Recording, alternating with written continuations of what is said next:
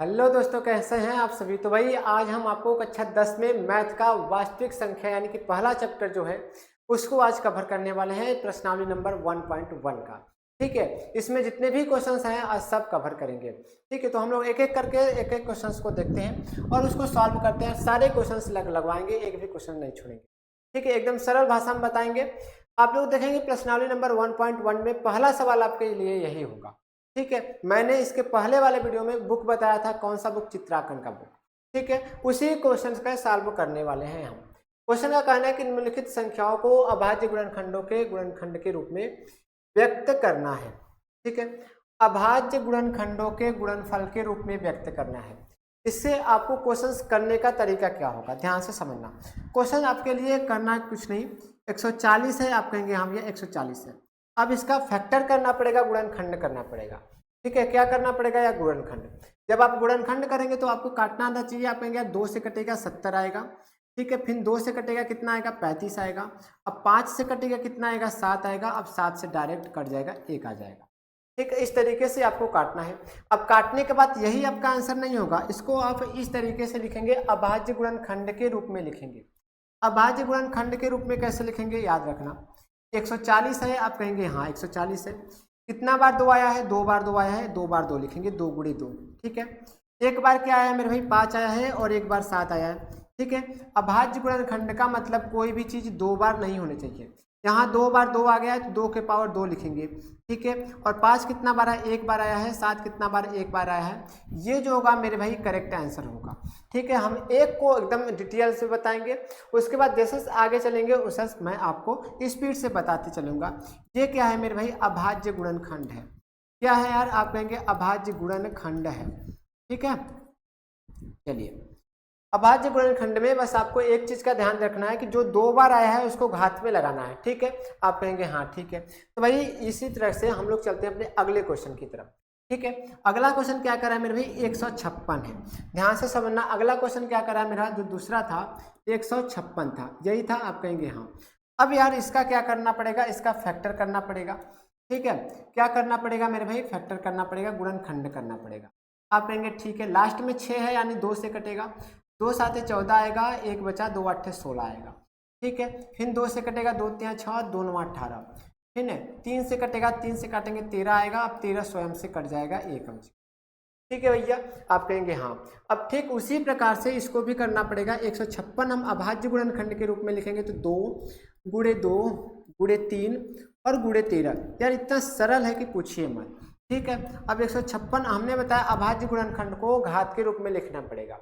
ठीक है, यानी जो 2 बार आया है उसको पावर लगा दीजिए। 2 कितना बार आया है, 2 बार आया है तो इसको 2 करिए। 3 कितना बार आया, 1 आया है। आपको पता है कोई भी संख्या नहीं रहता, ऊपर में क्या रहता है, 1 रहता है। ठीक है, और 13 कितना बार आया, 1 बार आया है। ये आपका क्या हो जाएगा, परफेक्ट आंसर हो जाएगा। ठीक है, ये क्या होगा मेरे भाई, आपका आंसर हो जाएगा अभाज्य गुणनखंड 156 का। ठीक है, आप कहेंगे हाँ। उसके बाद अगला क्या था यार, अगला आपका जो था मेरे भाई 3825 था। तीसरा क्या था यार, आप कहेंगे मेरे भाई 3825 था। ठीक है, अब हम लोग 3825 का क्या करेंगे, फैक्टर करेंगे। ठीक है, जब हम 3825 का फैक्टर करेंगे तो आप लोग देख रहे हैं लास्ट में 5 है यानी कि 5 से कटेगा। ठीक है, लास्ट में कितना है मेरे भाई, 5 है तो 5 से काट दीजिए। जब आप 5 से काटेंगे तो देखेंगे 5 से 35, 3 बच गया, 5 6 30, 5 5 25। ठीक है, जब इसको भी 5 से काटेंगे तो 5 कम 5, 2 हो गया, 5 5 25, 1 बच गया, 5 3 15। ठीक है, हाँ जी। अब किससे कटेगा यार, 11 कम 11, 13 कम 13, 17 नंबर 3 से काटेंगे, 5 3 8 9, 3 5 15, 3 1 कम 3। ठीक है, फिर 3 से कट जाएगा, 3 1 कम 3, 3 7 21, 17 से कट जाएगा। 17 से स्वयं कटेगा।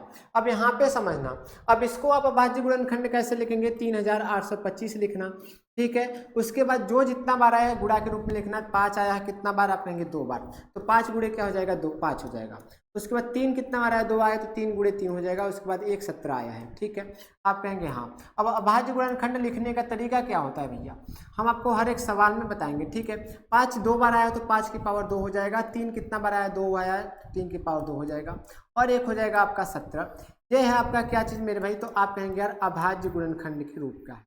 कैसे है, तो आप कहेंगे अभाज्य गुणनखंड के रूप का है। ठीक है, चलिए अगला क्या है, ठीक है। आगे की अगर हम बात करें तो अगला आपका दिया था 5005, ठीक है। कितना दिया था मेरे भाई? 5005 दिया था, यहाँ से समझना। अगला आपका क्या दिया था? कौन सा वाला? चौथा वाला 5005, ठीक है। जब इसका भी क्या करेंगे आप? फैक्टर करेंगे तो 5 एकम 5 हो जाएगा, ठीक है। और 0 हो जाएगा, 0 हो जाएगा, 5 एकम 5 हो जाएगा। अब ये 7 आपका 11 से कट जाएगा। किससे कटेगा? तो आप कहेंगे 11 से कटेगा। 11 नमा कितना होता है? 99 होता है। एक बच गया, फिर 11 एकम 11 हो जाता है, ठीक है ना। अब 7 से काटेंगे, 7 से कट जाएगा, 7 एकम 7, 7 त्रिक 21, और 13 से भी कट जाएगा, 13 एकम 13। यानी कि आप देख रहे हैं इसका केवल अभाज्य गुणनखंड क्या होगा? 5005 का अभाज्य गुणनखंड क्या होगा भैया? 5 कितना बार आया है? एक बार आया है। 7 कितना बार आया? एक बार आया है। 11 कितना बार? एक बार। और 13 कितना बार? एक बार। यानी इसका यही आंसर हो जाएगा, क्योंकि कोई भी चीज रिपीट नहीं हुआ है तो हम पावर में भी नहीं लिखेंगे, ठीक है। जो जितना बार आएगा उतना ही बार लिखेंगे। अगर ज्यादा, जैसे 2 बार 3 बार आ रहा है तो उसको पावर में लिख देंगे, है ना। बात समझ रहे हैं कि नहीं? आप कहेंगे हाँ। और लास्ट वाला क्या करना है यार? आप लोग SW दे देना, ठीक है। ये जो 7429 है, आप लोग SW करना और इसको अभाज्य गुणनखंड के रूप में बताकर हमारे कमेंट में जो है इसका आंसर डाल देना, ठीक है भैया। आप कहेंगे हाँ। तो चलिए इसी तरह से हम लोग चलते हैं अपने क्वेश्चन नंबर दूसरे की तरफ, ठीक है। क्वेश्चन नंबर दूसरा देखेंगे तो आप लोग कुछ इस तरीके से देखने को मिलेगा, है ना। क्वेश्चन का कहना है कि पूर्णांकों के निम्नलिखित युग्मों के HCF और LCM ज्ञात करना है, ठीक है। तथा इसका जांच भी करना है कि क्या दो संख्याओं का गुणनफल जो है HCF और LCM के गुणनफल के बराबर है क्या? तो ठीक है। चलिए, तो अगर हम बात करें मेरे भाई 26 और 91 का, ठीक है। अगर हम 26 और 91 का क्या निकाले? LCM और HCF निकाले, तो ध्यान से समझना। इसका कर देते हैं गुणनखंड। क्या करेंगे? गुणनखंड करेंगे तो 2 गुणे 13 आएगा। आप कहेंगे यहाँ 13 दूना 26 होता है, ठीक है। जब इसका भी करेंगे तो कितना हो जाएगा? 2, ठीक है। अगर नहीं समझ में आ रहा है तो आप यहाँ पे गुणनखंड कर लीजिए, ठीक है। चलिए, 2 चौके 8, 2 आठे 16। फिर इसको करेंगे तो 2 से काटेंगे 24 दूना 48, 2 से काटेंगे तो 12 हो जाएगा, 2 से काटेंगे तो 6 हो जाएगा, 2 से काटेंगे 3 हो जाएगा, और 3, यानी कि 2 दूना 4 दूना 8 दूनी 16 दूनी 32 3 96, 2 2 4 2 6। 2 कितना बार आया है? आप कहेंगे 6 बार आया है, तो 6 बार 2 लिख देंगे, ठीक है। आप कहेंगे हाँ जी। 1 2 3 4 5, एक और 2 रहेगा, और लास्ट में एक 3 भी था आपका। लास्ट में कितना था? 3 था, ठीक है। तो एक 3 लिखेंगे। अब अगर हम मेरे भाई यहाँ पर HCF की बात करें, किसकी बात करें यार? तो HCF की बात करें, ध्यान से समझना। HCF में आप इसका जोड़ा बनाएंगे, जो जोड़ा मिलेगा वही HCF रहेगा, यानी कि 2 आपका क्या हो जाएगा? बिल्कुल आंसर हो जाएगा HCF का, ठीक है। बट अगर हम मेरे भाई LCM की बात करें, किसकी बात करें यार? LCM की बात करें तो जो जोड़ा मिल रहा है उसको लिखेंगे, ठीक है। और जो नहीं मिल रहा है, यानी कि 2 तो 4 4 2 नहीं मिल रहे हैं, आप कहेंगे हाँ भाई 4 2 नहीं मिल रहे हैं, तो 1 2 3 और 4 2 ऐसे लिख देंगे। और एक 3 और 13 बचे हैं, तो 3 और 13 ऐसे करेंगे। यानी कि HCM में आपको कुल मिला जुला के जो जोड़ा बनते हैं उसको करना है, और LCM में आपको जो जोड़ा बन चुके हैं और जो छूटे हैं उन सबको करना है, ठीक है। आप कहेंगे हाँ भाई ठीक तो है ना। चलिए यार, चलिए बहुत सही, ठीक है। अच्छा, 1 मिनट यार, तभी हमका इतना लंबा क्यों आ रहा है? यहाँ पर 91 है, हम यहाँ पर 96 लिखे हैं, ठीक है। यहाँ पर क्या है? 91 है ना, यहाँ पर क्या है यार? 91 है। चलिए, करने का तरीका वही रहेगा, ठीक है। यहाँ पर 91 था, अब इसका क्या हो जाएगा? ठीक है।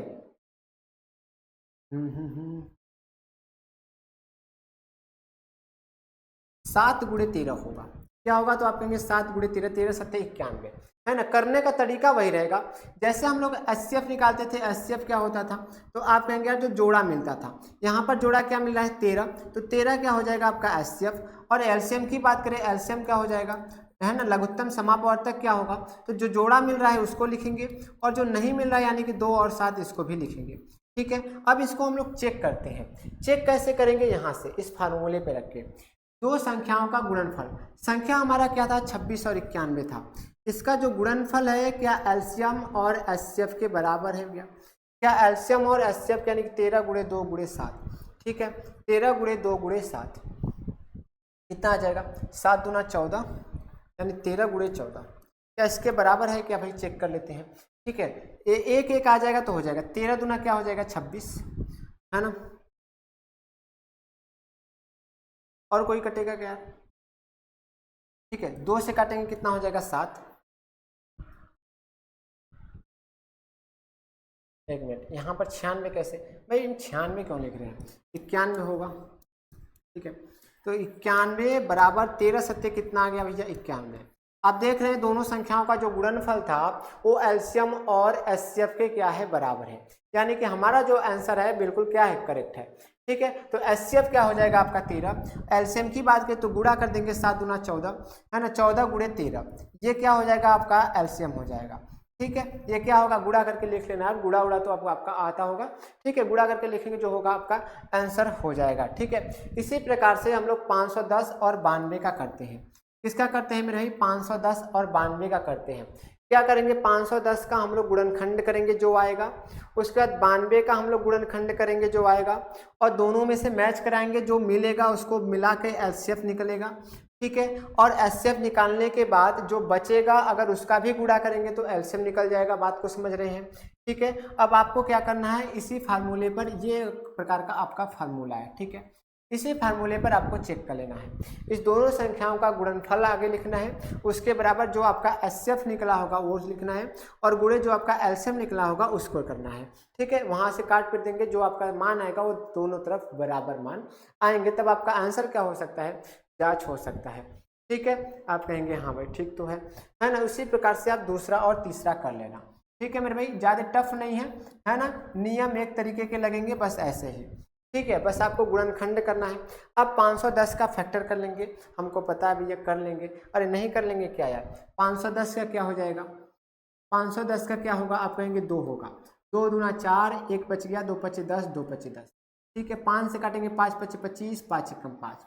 ठीक है, 3 से काटेंगे 3 एकम 3, 2 बच गया, 3 7 21, अब 70 से कट गया। ठीक है, यानी कि 510 के बराबर क्या आ गया, तो आप कहेंगे 2 गुणे 5 गुणे 3 गुणे 17 आ गया। ठीक है, उसके बाद क्या था, तो आप कहेंगे दूसरी संख्या मेरे 92 थी। दूसरी संख्या कितनी थी, आप कहेंगे 92 थी। अगर हम 92 का करें तो 2 गुणे कितना हो जाएगा मेरे भाई, यहाँ से कर लेना आप लोग गुणनखंड 92 का, 2 चौके 8, 2 छक्के 12, 2 से काटेंगे 23 दूना 46, अब 23 से डायरेक्ट कट जाएगा। ठीक है, 23 से क्या हो जाएगा मेरे भाई, डायरेक्ट कट जाएगा, है ना, यहाँ पे 1 आ जाएगा। चलिए, अब 2 गुणे 2 गुणे 23 हो गया। ठीक है, 2 गुणे 2 गुणे 23। अब यहाँ से देख रहे हैं 2 मिल रहा है और कुछ नहीं मिल रहा है, तो आपका एचसीएफ क्या हो जाएगा, आप कहेंगे जो मिलता है उसी को एचसीएफ, यानी 2 क्या हो जाएगा, एचसीएफ हो जाएगा। ठीक है, वहीं अगर हम बात करें एलसीएम की, किसकी बात करें मेरे भाई, एलसीएम की बात करें तो 2 तो मिल ही रहा है, 2 2 2 23 क्या बचा है, आप कहेंगे 2 और 23 बचा है। ठीक है, और 5 3 17 बचा है, क्या बचा है मेरे 5 3 और 17 बचा है।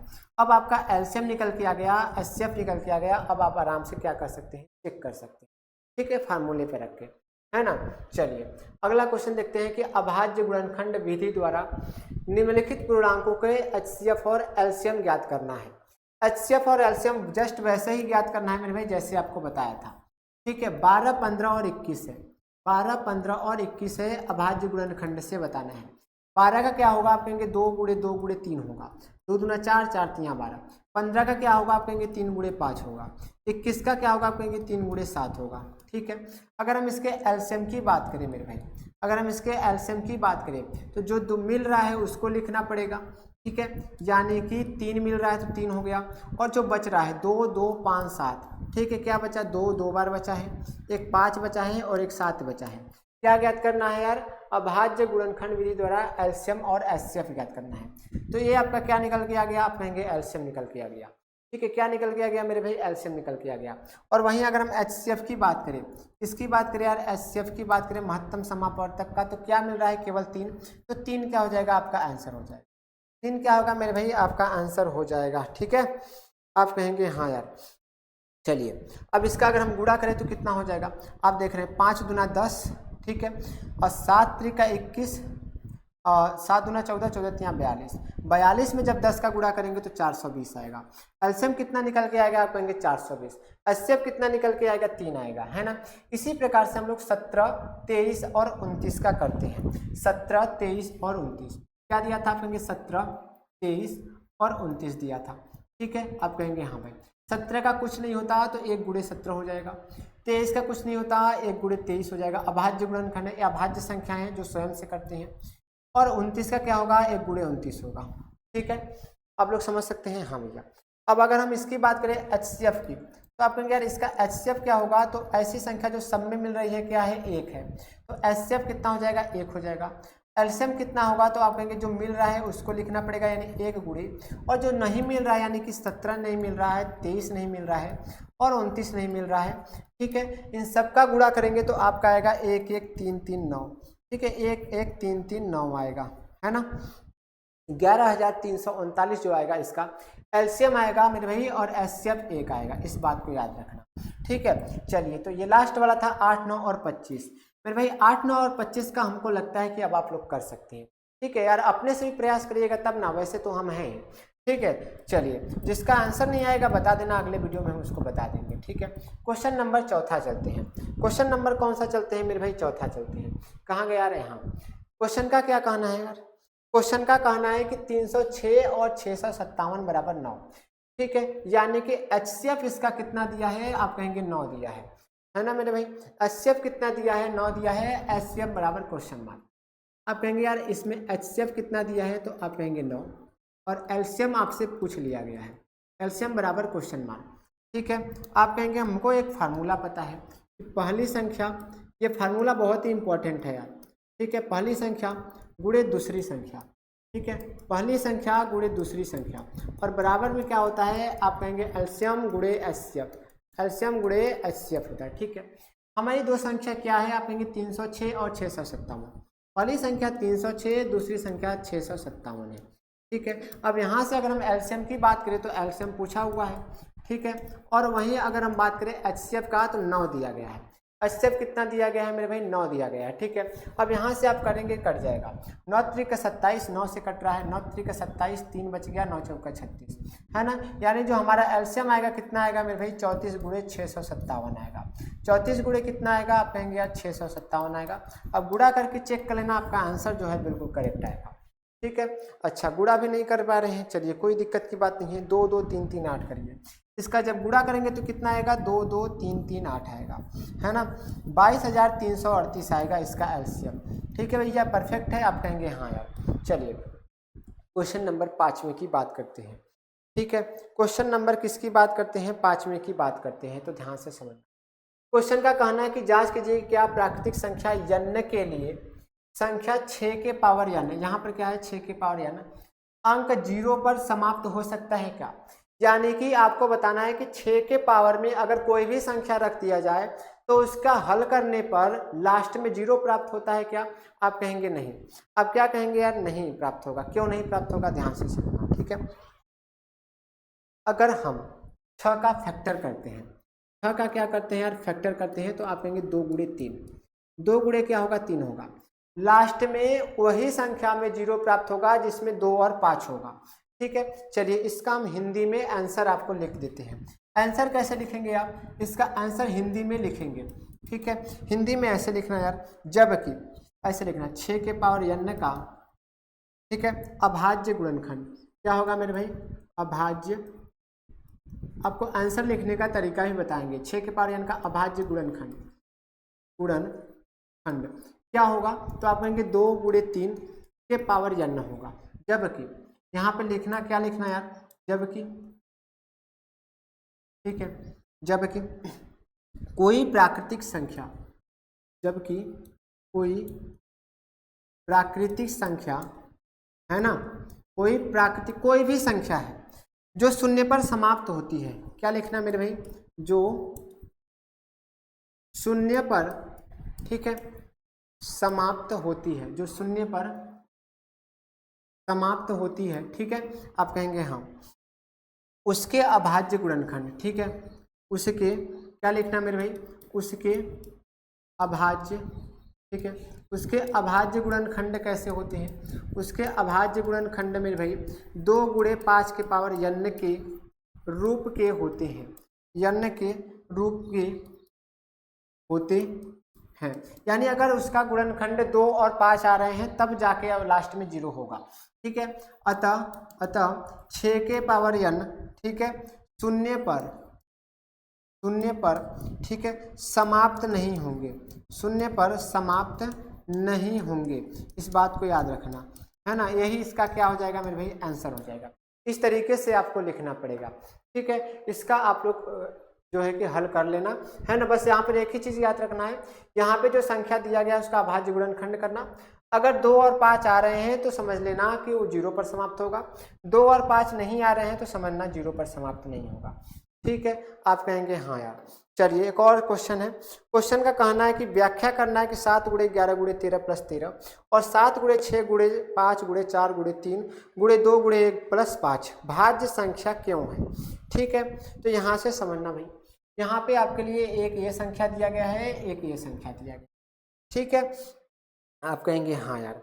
तो एक बात बताओ यार, चलिए यहाँ पर हम लोग मानते हैं माना ए बराबर कितना दिया है, तो 7 गुणे 11 गुणे 13 प्लस 13। एक चीज़ हम देख रहे हैं, एक टर्म यहाँ पर है, एक टर्म यहाँ पर है, दोनों में से अगर हम 13 को कॉमन ले रहे हैं, दोनों में से 13 को कॉमन ले लें तो क्या बचेगा, आप कहेंगे यहाँ पर 7 गुणे 13 7 गुणे 11 13 तो मान लीजिए बाहर निकल गया। ठीक है, और इधर क्या बचेगा, आप कहेंगे 1 बचेगा। ठीक है भैया, आप कहेंगे हाँ, यानी इसका वैल्यू कितना आ जाएगा, 13 गुणे 11 सत्ते 77 में 1 जोड़ेंगे कितना आएगा, 78 आएगा। कितना आएगा मेरे भाई, 78 आएगा। ठीक है, अब एक बार बताओ यहाँ से इसका आंसर कैसे लिखेंगे। अतः एक, यह भी एक, ठीक है, यह एक आंसर लिखने का तरीका, क्योंकि इसमें मेरे भाई आप जितने भी स्टेप बाय स्टेप लिखेंगे उतने ही आंसर आपको परफेक्ट मिलेंगे। ठीक है, अतः एक, अतः ठीक है, यह एक भाज्य संख्या है, अतः यह भाज्य संख्या। भाज्य संख्या उसे कहते हैं ना जो कट जाए। ठीक है, आप देख रहे हैं 13 गुणे 78 कट रहा है कि नहीं, 78 तो कट रहा है, 2 से कट रहा है ना, 8 7 15 3 से भी कट जाएगा। ठीक है, यानी जो कट जा रहा है भाज्य संख्या कहलाते हैं, कट जाएगा पूरा पूरा। ठीक है, आप कहेंगे हाँ भाई, क्योंकि इसके अभाज्य गुणनखंड में एक को छोड़कर अन्य 2 गुणनखंड है।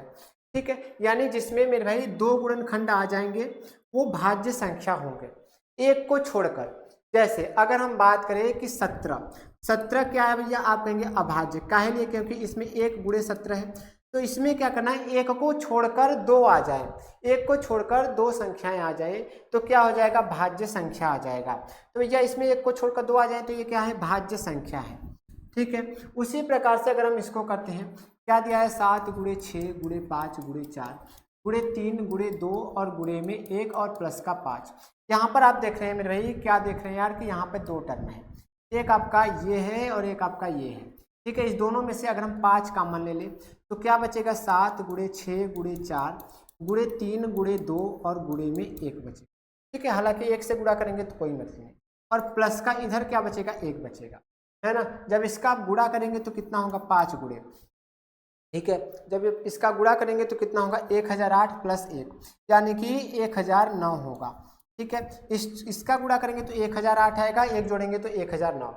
ठीक है, अब यहाँ पर भी क्या देख रहे हैं आप कि 1 को छोड़कर, अतः यह भाज्य संख्या है। कैसी संख्या है मेरे भाई, भाज्य संख्या है। क्या लिए भैया, क्योंकि यहाँ पर 1 को छोड़कर 2 संख्याएं आगे हैं। ठीक है, 1 को छोड़कर 2 अभाज्य गुणनखंड है। कैसे हैं, 2 अभाज्य गुणनखंड है ना, 1 को छोड़ने के बाद भी 2 अभाज्य गुणनखंड बचे हैं, इसलिए क्या हुआ, एक अभाज्य संख्या हुआ। ठीक है, इसी तरीके से आपको क्वेश्चंस का आंसर लिखना है ना। चलिए अब हम चलते हैं अपने अगले क्वेश्चन की तरफ। ठीक है, अगला क्वेश्चन है, लास्ट क्वेश्चन है प्रश्नावली 1.1 का। क्वेश्चन का कहना है, किसी खेल के मैदान के चारों ओर एक वृत्ताकार पथ है, इस मैदान का एक चक्कर लगाने में सोनिया को 18 मिनट लगते हैं, जबकि इसी मैदान का एक चक्कर लगाने में रवि को 12 मिनट लगते हैं। मान लीजिए वे दोनों एक ही स्थान और एक ही समय पर चलना प्रारंभ करके एक ही दिशा में चलते हैं, कितने समय बाद वे पुनः प्रारंभिक स्थान पर मिलेंगे। मेरे भाई अगर ऐसे क्वेश्चंस आपके एग्जाम में आ रहे हैं तो आप डायरेक्ट इसका क्या लेना, एलसीएम लेना। क्या लेना यार, आप कहेंगे यार एलसीएम लेना, लघुत्तम समापवर्तक लेना, आपका जो आंसर आएगा मिल जाएगा। ठीक है, यानी कि आपके पास 18 मिनट दिया गया है और आपके पास 12 मिनट दिया गया है, इस दोनों का क्या निकालना है, आप कहेंगे एलसीएम। इसका करेंगे तो 2 गुणे 3 गुणे 3 2 3 6 6 18। इसका करेंगे तो 2 दूनी 4 4 3 12। ठीक है, 2 मिल रहा है, 3 मिल रहा है। एलसीएम निकालने के लिए मैंने क्या बताया था भैया, जो मिल रहा है उसको लिखना है, यानी 2 और 3 मिल रहे हैं, और जो छूट रहा है उसको, यानी 2 और 3 छूट रहे हैं तो इसको भी ले लेना है। ठीक है, अब जब आप इसका गुणा करेंगे तो क्या होगा, इसका एलसीएम मेरे भाई 2 3 6 2 3 6 6 4 के 36 मिनट के बाद मिलेंगे। ठीक है, कितने पर मिलेंगे आज? तो 36 मिनट के बाद मिलेंगे। इसका परफेक्ट आंसर 36 आएगा, है ना। तो भाई ये रहा मेरे कक्षा 10 के नंबर 1 चैप्टर नंबर 1 का प्रश्नावली नंबर 1.1। ठीक है, तो आगे के लिए चैनल को सब्सक्राइब करिएगा ताकि ऐसे ही आपका सिलेबस जो है कवर हो जाए। तो मिलते हैं अपने अगले वीडियो में, तब तक के लिए जय हिंद।